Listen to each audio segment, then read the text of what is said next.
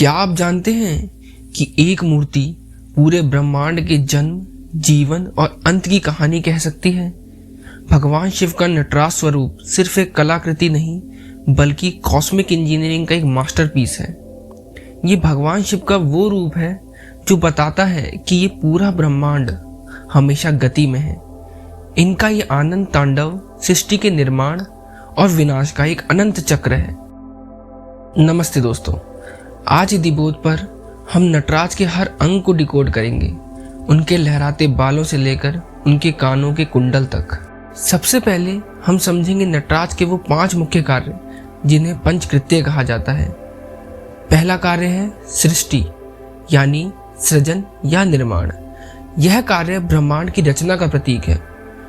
नटराज के ऊपरी दाहिने हाथ में एक डमरू होता है। डमरू से निकलने वाली ध्वनि ही सृष्टि का आदि स्रोत मानी जाती है। यह कंपन ही ब्रह्मांड के अस्तित्व की शुरुआत है। दूसरा कार्य है स्थिति, यानी पालन या संरक्षण। यह कार्य सृष्टि को बनाए रखने और उसकी रक्षा करने का प्रतीक है। नटराज का दूसरा दाहिना हाथ अभय मुद्रा में होता है, जो हमें निर्भय रहने और संतुलन बनाए रखने का संदेश देता है। तीसरा कार्य है संहार, यानी विनाश या परिवर्तन। बाएं हाथ में जो अग्नि है वो विनाश का नहीं बल्कि परिवर्तन का प्रतीक है। कुछ नया बनाने के लिए पुराने का नष्ट होना बहुत जरूरी है। यह ऊर्जा के पुनर्चक्रण को दर्शाता है। चौथा कार्य है तिरोभाव। अगर आप देखें तो नटराज एक राक्षस पर खड़े हैं जिसे हम अपस्मार कहते हैं, जो हमारे अहंकार और अज्ञानता का प्रतीक है। ये दर्शाता है कि हम अहंकार और अज्ञानता को कभी पूरी तरीके से खत्म नहीं कर सकते, लेकिन इस पर नियंत्रण जरूर पाया जा सकता है। पांचवा कार्य है अनुग्रह, यानी मोक्ष। यह अंतिम कार्य आत्मा को जन्म मरण के चक्र से मुक्ति दिलाना है। नटराज का उठा हुआ बायां पैर और उसकी ओर इशारा करता हुआ हाथ मोक्ष के मार्ग को दिखाता है। यह इस बात का प्रतीक है कि अज्ञानता से ऊपर उठकर ही हम मुक्ति पा सकते हैं। इसके साथ साथ नटराज की मूर्ति के चारों ओर जो गोलाकार घेरा होता है उसे प्रभामंडल या तमिल में तिरुवासी कहा जाता है।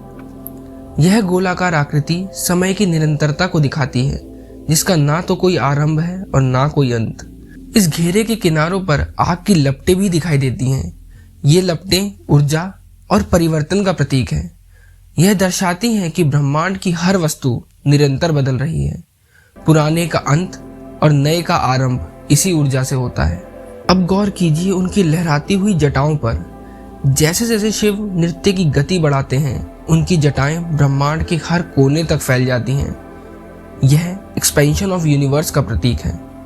यही नहीं, नटराज के दोनों कानों में अलग अलग कुंडल हैं, दाहिने में पुरुष के और बाएं में स्त्री के।